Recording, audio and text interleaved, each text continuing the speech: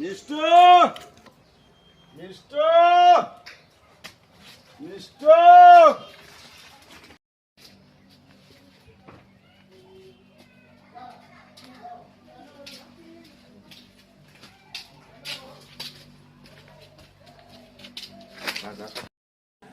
বাবা এত দেরি করলা কেন?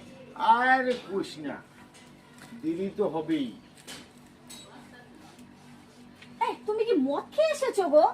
কি করব মা বল, বাইরে আমাকে কিছুই দিতে লাগে না, কিচ্ছু দিতে লাগে না।